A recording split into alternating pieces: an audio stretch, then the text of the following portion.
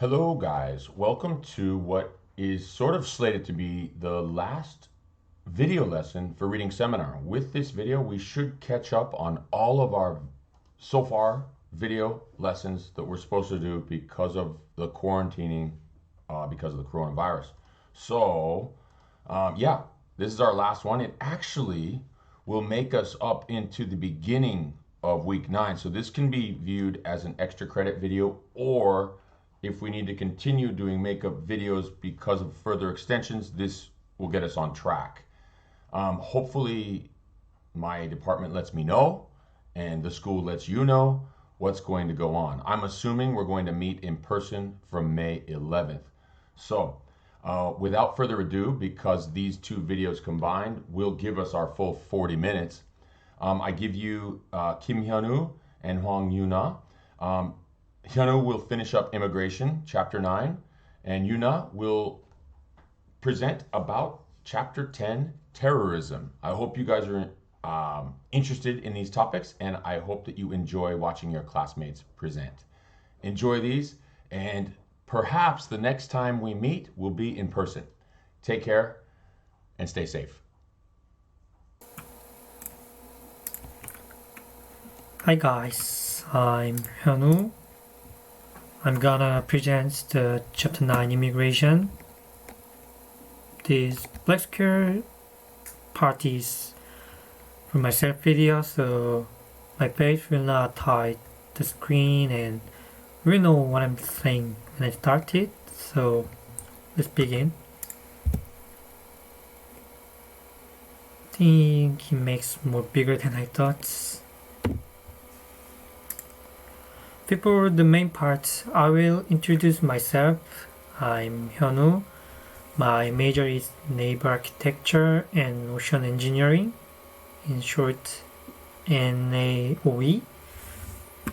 As the name suggests, we study about shipbuilding and offshore structure. Okay, let's begin. This chapter is immigration. Immigration is the coming of people into a country in order to live and work there.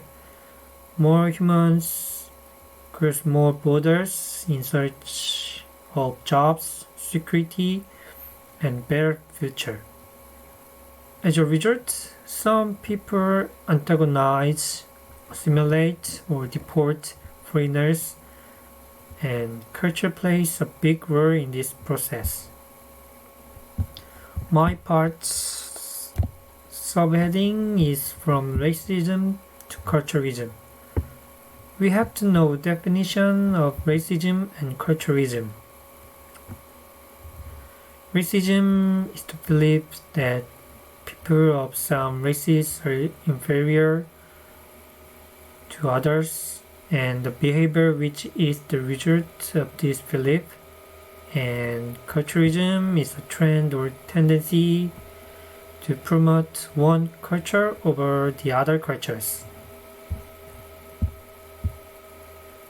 Most people admit that there are some important differences between human cultures,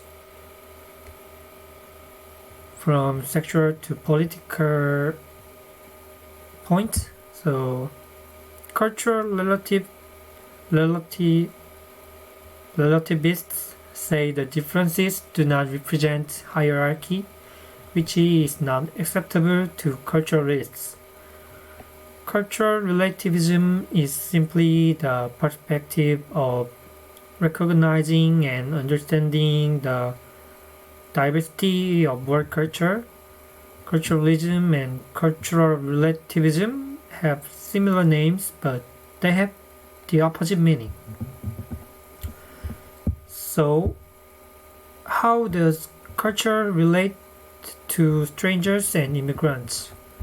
Not all cultures represent the same level of receptivity.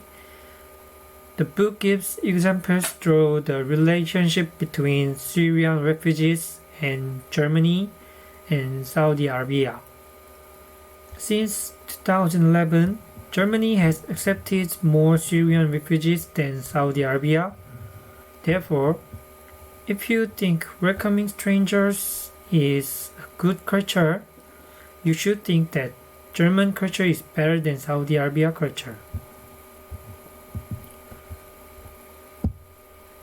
We can also judge which culture is better by the reality that immigrants face. There are virtual countries called Warmland and Korea. Let's assume that two countries consist of different races. In the case of Korea, they learn that it is best to press emotions and calm the situation rather than express them when conflicts arise. And in the case of Warmland, it is best to express emotions, shout, and resolve conflicts directly when conflicts arise.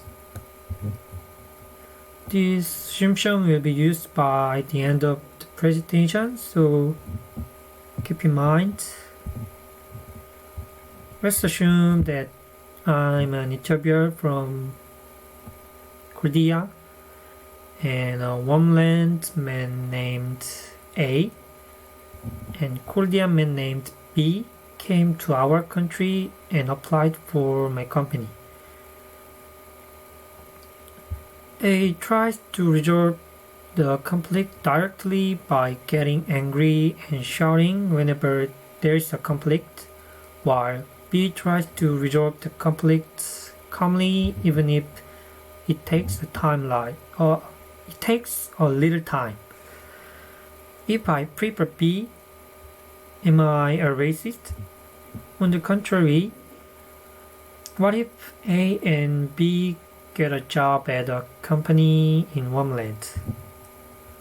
I would prefer A, who wants to solve the problem quickly by expressing his emotion rather than putting it in a sloppy way when there is a problem.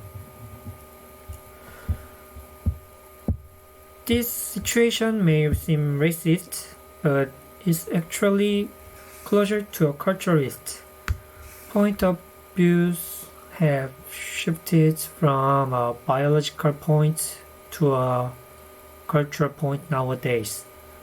The difference between racism and culturalism is this. First, culture is more flexible than biology, which means that culturalists can be more tolerant than racist. So if other people accept our culture, we will also accept them equally. But if other people don't accept our culture, pressure will be put on them.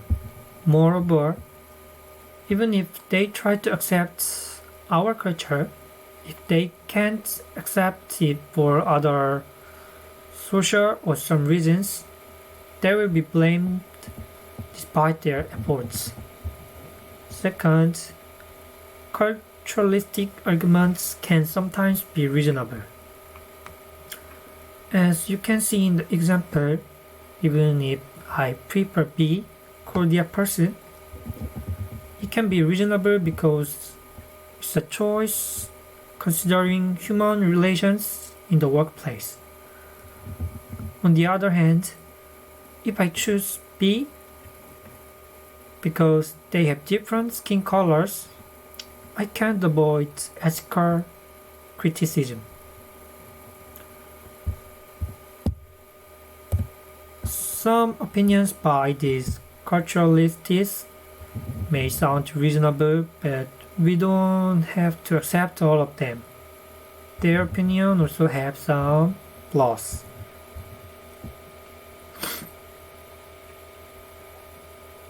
First, culturalists often confuse the region superiority with objective superiority. The method of resolving conflict in Warmland companies may be considered good method of resolving the conflict in Warmland, but this will not be considered good method at Korea. Second, culturists' opinions are also meaningful if the standards, timing, and location are clearly defined. But they're often meaningless as they're too general, such as Korea culture is less tolerant of openly expressing anger than homeland. It can be a correct argument, but the term Muslim culture is very intolerant. This opinion does not make sense. This is because the expression intolerance is too inaccurate. Finally, they predict individuals with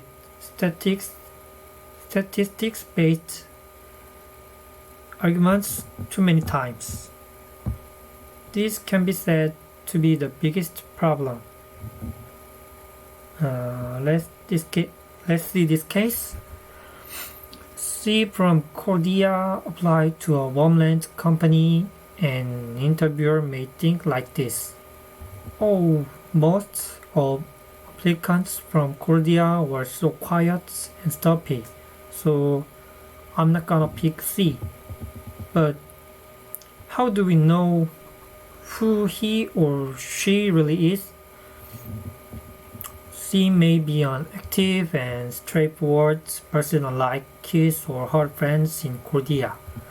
This means that he may be better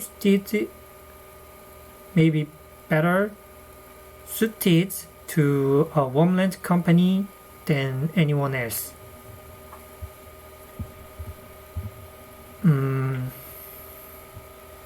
It was a long speech, so to summarize the presentation, the culture has a big influence on immigration. We can support or oppose immigration or acceptance of refugees for a variety of reasons, and this is not a matter of which side is good or bad. If Muslim refugees or immigrants come to Korea, some may disagree their entry into Korea, but you can't call them racist or hateful people of a particular religion just because they're against coming in. There are many victims worldwide by Muslim terrorist groups, and our country is not safe from such terror either. Also, just because someone agrees with immigration, you cannot lead them to people with a lack of sense of crisis, because not all Muslims are terrorists, and we should not turn a blind eye to their suffering as human beings. If you believe that only one opinion is right and ignore the other opinion, you will surely suffer a great loss worldwide. We must be sure of our opinion and also have an attitude to accepting the opinions of the other side. So we have more time to talk, so let's talk about my reaction questions.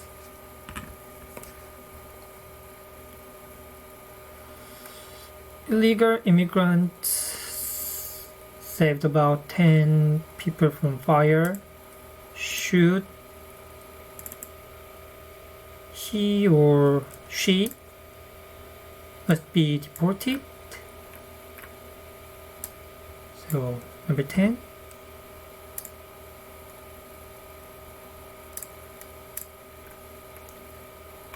I made this question with story of Ali from Kazakhstan. You may saw this. Okay, let's find this.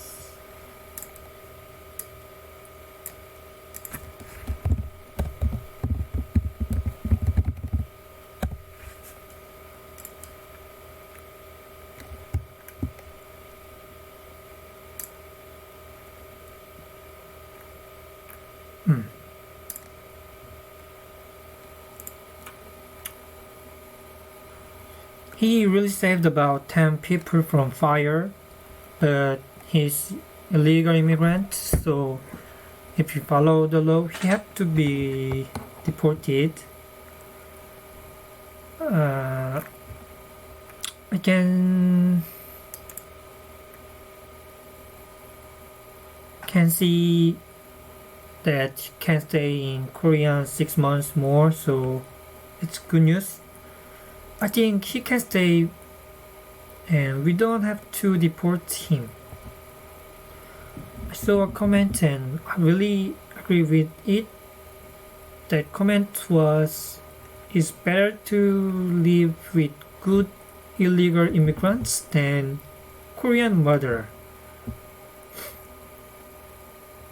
I really agree with that, but we have to be careful because some bad guys saw this case and use it for bad purpose, such as they make a big fire at building and they say person themselves and acting like good person.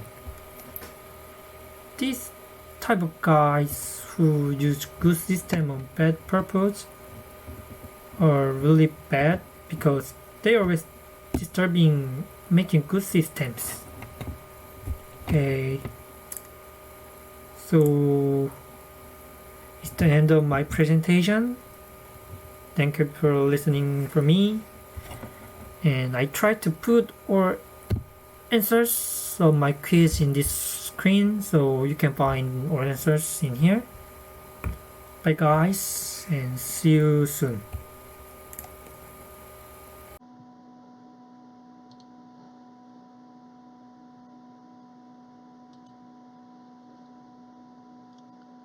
Hi guys, my name is Hwang Yuna. My major is electrical engineering. I am going to present chapter 10, terrorism. Before I start presentation, I am not good at English, so you may feel a little strange. But please enjoy my presentation. This is contents of presentation. First, when I googled, this is the definition of terrorism. And this is what Harry said, a military strategy that hopes to change the political situation. They are almost the same. Terrorists kill very few people, but terrify billions and lethal huge political structures. Here's example. This is the number of that terrorists have killed since September 11, 2001. Here's how many traffic accidents, diabetes, high sugar levels, air pollution kills each year. They are much bigger than terrorism. By the way, which one are you more afraid of, sugar or terrorism? Most people are more afraid of terrorism. And why do governments lose elections? Because of sporadic terrorist attacks, but not because of air pollution. I've told you, terrorism is a military strategy, and it spreads fear rather than causes material damage. So, terrorism is adopted by the very weak parties, who cannot inflict much material damage.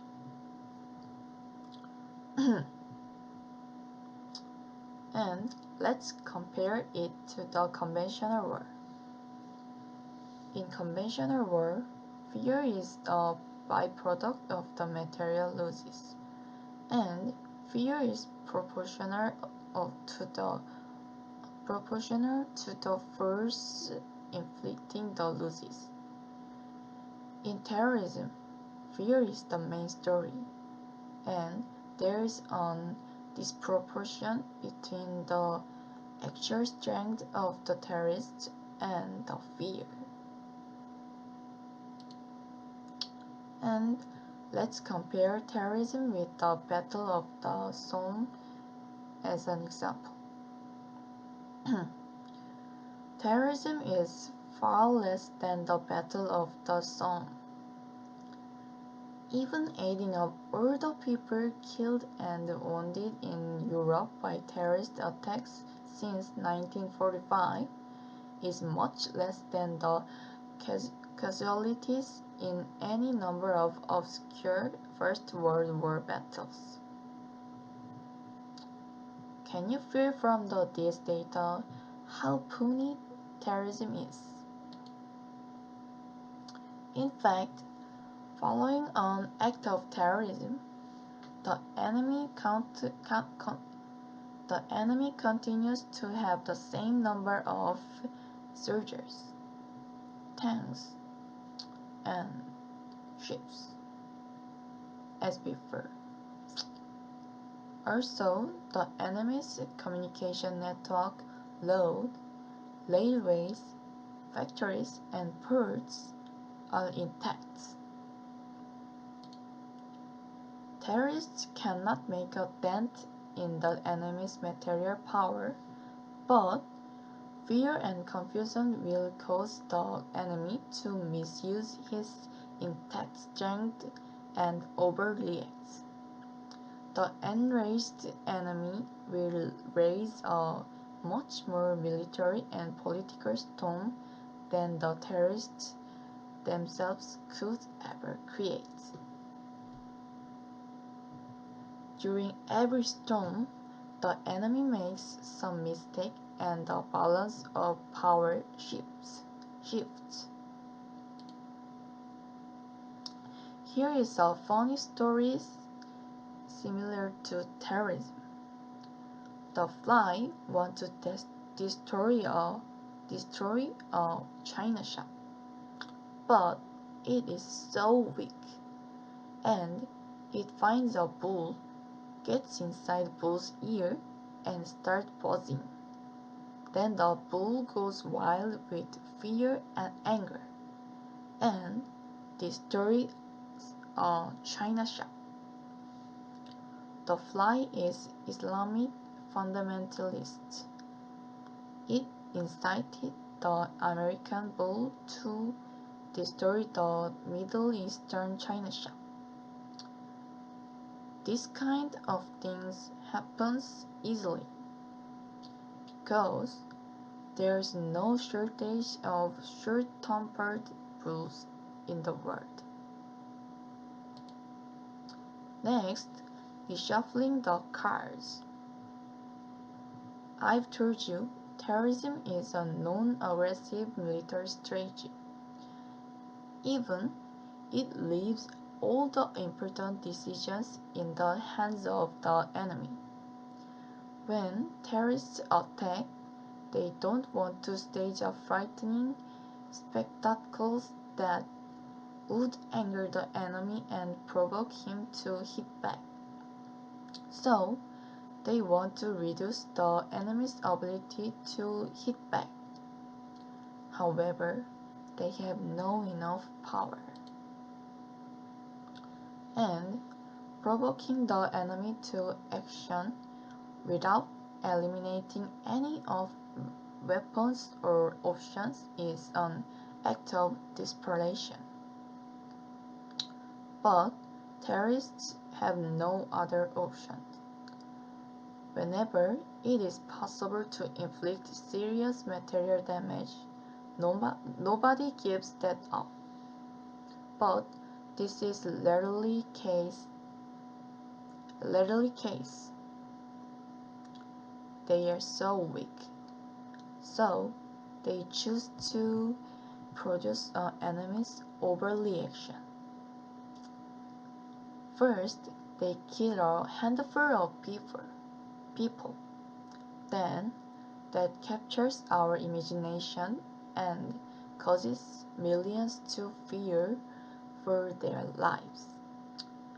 In order to calm these fears, governments react to the air of terror with a show of security. Not only the people of the countries, others the foreign countries overreact. Then, this makes terrorism pose a far greater threat to our security than the terrorists themselves. Terrorists do not think like general army. They think like theater producers. When people think about the September 11 attack, most of people recall collapse of the twin towers of the World Trade Center. Yet the attack involved a successful attack on the Pentagon. Because everyone understands this intuitively, fewer people remember an attack on the Pentagon. That is a relatively flat and unassuming building. Whereas the World Trade Center was a huge building. Therefore, nobody who saw the images of its collapse could ever forget them. Because we intuitively understand it, we judge it by its emotional rather than material impact, like judging theater. So, if we want to combat terrorism effectively, we must realize that nothing the terrorists do can defeat us. When we fight with terrorists, they have to change the political balance of power through violence. But they having no army, it is possible. And the state have to prove that it can protect all of its citizens from political violence. Anywhere, anytime. Both of these are impossible.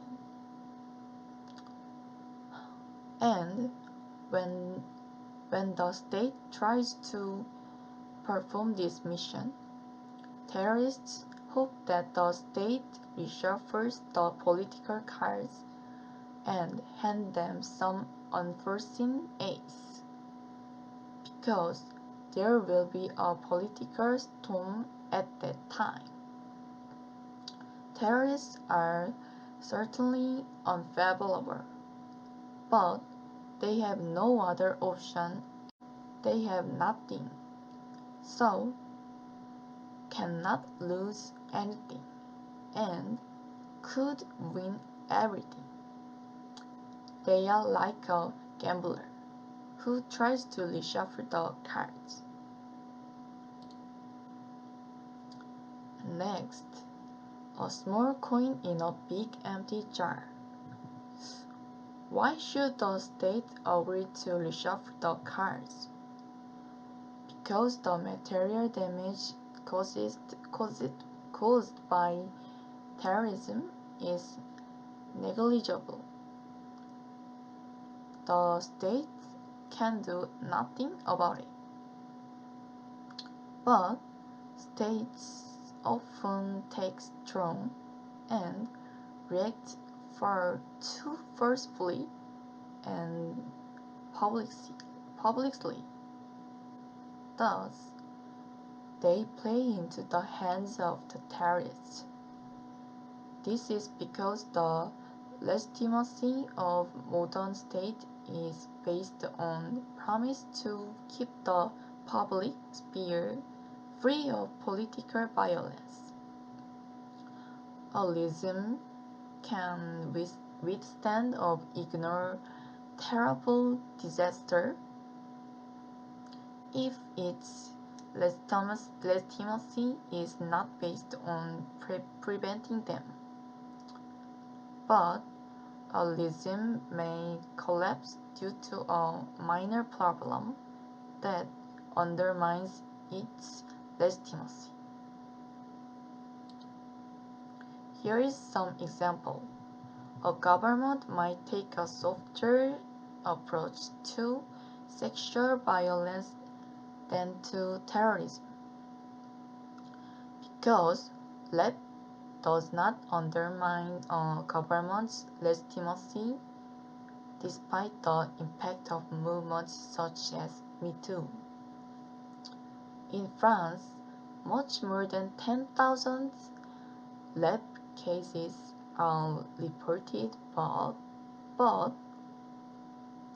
rapists are not perceived as an extension to the French state,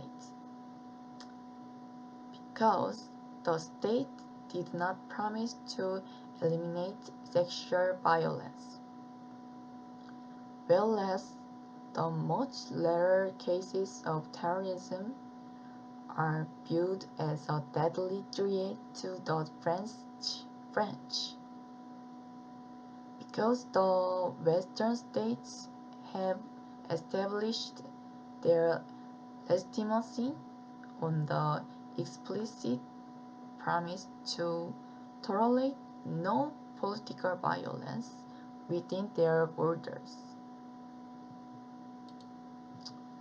In the Middle Ages, the public sphere was full of political violence.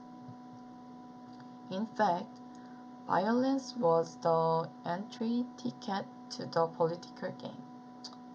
Then, terrorism was too small to receive attention. So, terrorism did not bother our medieval ancestors.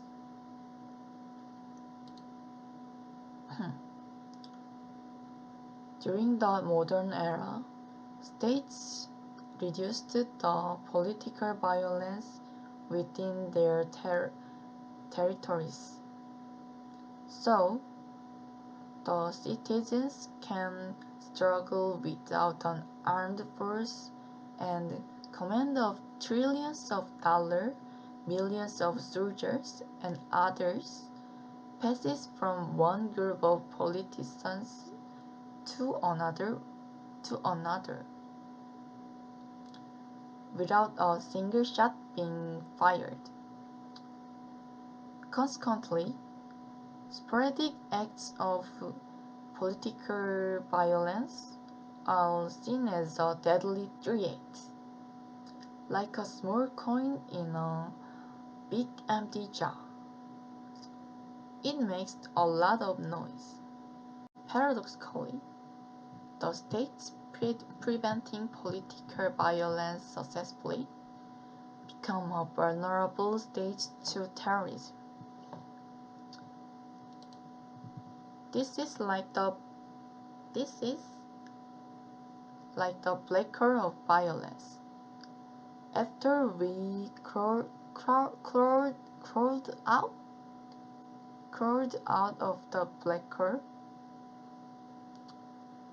but we sense that the black hole is still there, waiting to swallow us again. In order to assuage these fears, the state responds to the theater of terror. Then, it is like feeding terrorism. Insert to unleash a huge storm. For a successful counterterrorism struggle, we should follow these. First, governments should focus on clandestine actions against the terrorist networks. Clandestine is secret and quiet. Second, the media should keep things in perspective and avoid hysteria. Hysteria is overreaction. Third, we should liberate our imagination from the terrorists and remind ourselves of the true dimensions of the threat. Therefore, the success of terrorism depends on us. And this is finally contents. Terrorism goes nuclear. Terrorists don't have powerful weapons. However, if terrorists acquire weapons of mass destruction, there will no longer be a public sphere free of political violence. Some examples of hypothetical future scenarios are nuclear terrorism, cyber terrorism, or bioterrorism.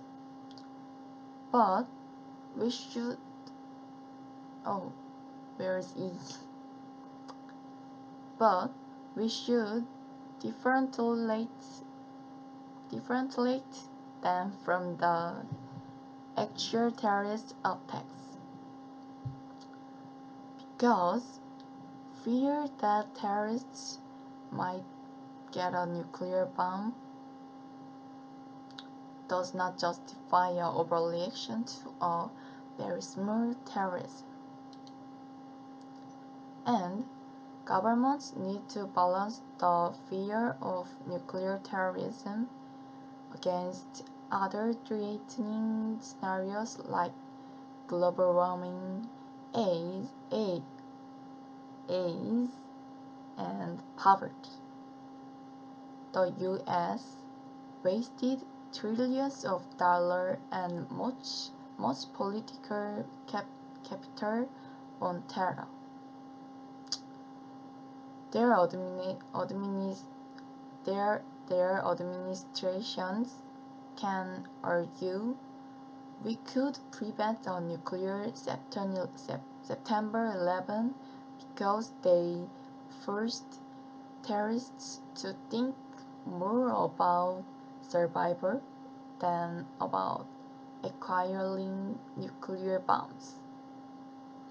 Then, if we hadn't launched the war on terror, Al-Qaeda would have acquired nuclear weapon.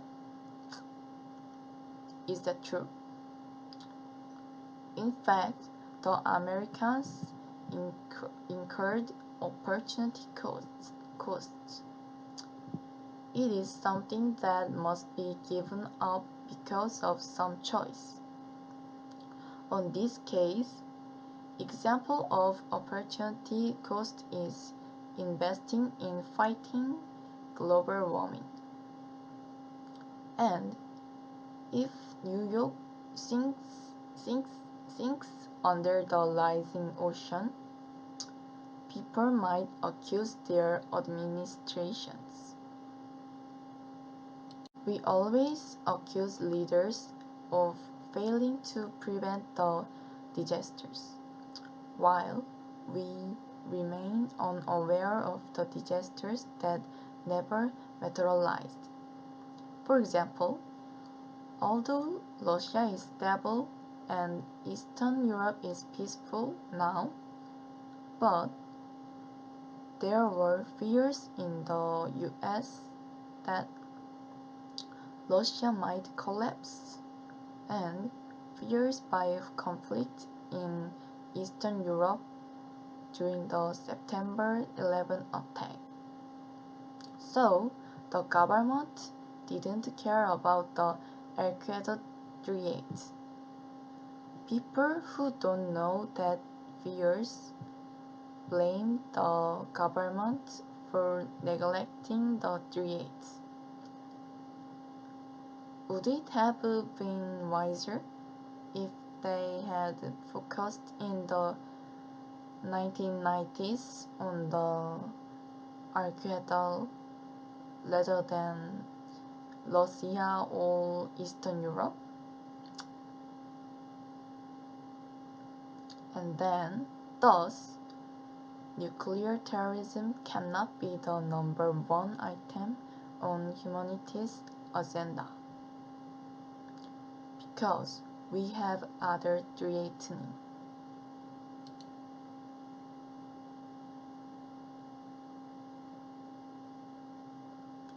Also, we shouldn't use the threat of nuclear terrorism as a justification for overreaction to common terrorism.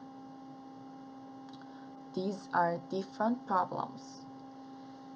If in 2040 the world is full of nuclear terrorists, their victims will look back at the world of 2018 and say, how could people who lived such secure lives nevertheless have felt so threatened? And people fear that the Third World War is just around the corner. And let's compare these two things. Is this anxiety more justified than our overblown fear of terrorism? I can't judge this. I can't judge which is more justified. I just hope these two things never happen. Finally, I think this is what this chapter wants to tell us the most. Not be afraid of terrorism, whose actual dimension is very small. I will finish my presentation here. Take care and thank you for listening my presentation.